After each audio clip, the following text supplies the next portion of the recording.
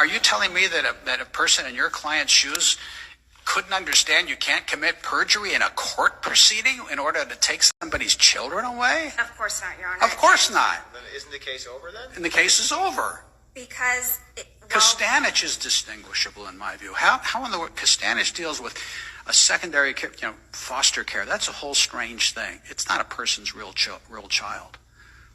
even if Costanich is... And guardian's the same thing. Even if Costanich is distinguishable, there is... Thus far, we have not been presented with any clearly established right that tells us that what our clients did, which is remove the children pursuant to a court order.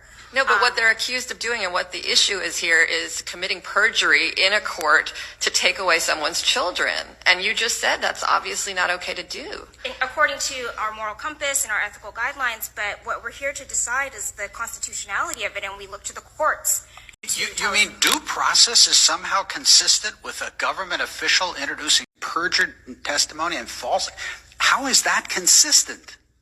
I mean, I hate to get pumped up about this, but I'm just staggered by the claim that people in the shoes of your clients wouldn't be on notice that you can't use perjury and false evidence to take away somebody's children. That to me is mind-boggling. In criminal proceedings, we know this to be true because that... No, criminal proceedings, it's a court proceeding with a liberty interest, a fundamental liberty interest at stake. And on the reverse side, the state... And you're telling us that these officials who do this all the time couldn't be on notice that you can't commit perjury and put in false evidence. I understand broadly the principle that common sense tells us that lying is wrong and lying to... Yeah, but it's more than common sense. We're not using common sense. We're using the statutes, for example, against this kind of behavior. I was not presented, I have not been seen any federal law, case law, or law that tells me that in this situation that we were faced in, which is what we have to look at. Say your clients hired 6 people to be actors and to go into court and say, we're neighbors and we saw all this terrible stuff.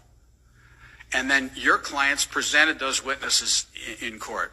You're telling me that they would have no reason to believe that you can't do that because there was no federal case that says you can't bring actors into court to swear falsely against somebody. But again, here we're appealing to sort of a broader definition of what is a clearly established right. I mean, we have to find the clearly established right in the context that our social workers were presented with, which was they were faced with a court order. Again, I can't even believe for a microsecond that a case